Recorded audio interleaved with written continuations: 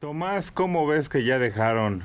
El Chueco le decían a este hombre que fue gobernador de Quintana Roo y ya lo dejaron ir a su casa. Pues yo me alegro. El pobre hombre anduvo en prisiones de aquí, de Estados Unidos, y, y parece que era tortura psicológica. Decían, ya lo van a dejar libre. Y él empezaba a declarar que estaba contento y demás, y nada, de nuevo a la cárcel. Digo, no lo sacaban. Entonces yo me alegro de que el hombre, después de tanto tiempo, ya está en prisión domiciliaria. Pero Mario, no. Cuando andaba en campaña, todo lo que prometió, todo lo que prometió, y, y pues no cumplió mucho de lo prometido. De todas maneras, le fue muy mal con el acercamiento al crimen organizado, más bien al narco, y ahora me alegro de que ya esté en su casa. Pero Mario, tú que tienes buena memoria, ¿no se supone que sí había pruebas de él y su relación con el crimen organizado? Bueno, claro que las había y había indicios y desde luego. Lo que a uno le salta es por qué a él se le elige como el chivo expiatorio, como el que va a pagar las culpas de todos los demás gobernadores y funcionarios y jefes de policía que en su época, en la época en que esto ocurre, pues realmente eran igualmente cómplices del delito y cometían abusos y delitos gravísimos como funcionarios públicos, y solamente a unos cuantos es a quienes se elige para que paguen sus delitos, sobre todo en este caso en prisiones de Estados Unidos. Eso es lo que más le dolió a él y a la familia, que sin tener un juicio adecuado en México hubieran optado por extraditarlo a Estados Unidos y que penara una condena enorme de varios años, al grado que ya regresa en pésimas condiciones de salud, en una situación física muy deteriorada. Eso. Y todavía aquí lo meten a la cárcel. Sí, no hicieron tanto escándalo porque al Chapo lo mandaron de primera intención a Estados Unidos y que es ilegal y que las penas y que los delitos en México se tienen que cubrir primero. Porque en el caso de Villanueva nadie dijo nada. Bueno, les voy a recordar que él en Estados Unidos se declaró culpable de lavado de dinero.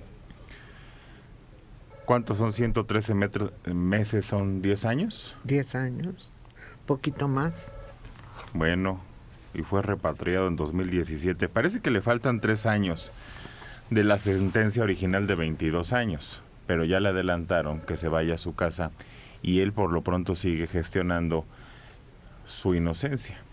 Sigue pensando que puede lograr una condena que lo libere. Ya está en su casa, ya está con muchas comodidades comparadas con la prisión de tantos años. Pero yo me acuerdo que nos dio mucha alegría que lo capturaran. Eran el símbolo del PRI corrupto, de los gobernadores que se volvían millonarios, y eso significaba que iba a haber un cambio en este país. El problema, Manelik, es que fue el símbolo, el puro símbolo. ¿No hubo más? No hubo nadie más atrás. Y él sin duda no actuaba solo. No actuaba solo, ni era independiente en sus negocios y en lo que le señalaron como lavado de dinero. No era él solito. Alguien le ayudaba a tender y a planchar el dinero. Oigan, y esos están puede... tranquilitos en su casa. Ese es el problema, y eso es lo que debe indignarnos. Que él cargó con la culpa de veto a saber cuántos. Y los otros cuantos están en su casa tomando café y huevitos estrellados a esta hora, y este hombre perdió la salud y perdió la vida. ¿Para qué se mete con los malos, Pues sí. Liliana? Entonces se puede decir que esta es una práctica común de la política y de la supuesta justicia, porque pues también pienso en una situación de Rosario Robles, Claro. en donde ahí hay un chivo expiatorio, en donde hay solamente una detenida de todo lo que fue una red de saqueo en diferentes instituciones, que además ocurrió durante varios años, y en donde la única que paga la cuenta es una persona. Aquí en este caso Rosario Robles, pero por lo visto con Villanueva fue lo mismo. Él fue el único que quedó castigado, pagando el precio de todo lo que fue un conjunto de delincuentes. Pero ¿por qué se enojan si por lo menos capturaron a uno? Si este sí era un delincuente, se le comprobó. Entonces, ¿para qué se junta con los malos? No es lo mismo que Rosario, que no se le ha comprobado todavía nada a Tomás, ¿o sí? Y así es. Iba yo a decir que ya estaba en su casa, prisión domiciliaria, Mario Robles Villanueva. Estamos hablando del chivo expiatorio. Muy al principio de la Biblia está la práctica, se habla de la práctica de los judíos, de los judíos que tomaban un chivo y lo llevaban al desierto para que se muriera de hambre y de sed. Con ese se limpiaban las culpas. Pues yo me alegro de Mario Robles Villanueva. Pero no. Robles. Para que no se vaya a equivocar la gente, algunas de ellos. Digo Robles, conjuntando a Rosario Robles y a Mario. No vayan a... ¿Pero qué tienen en común?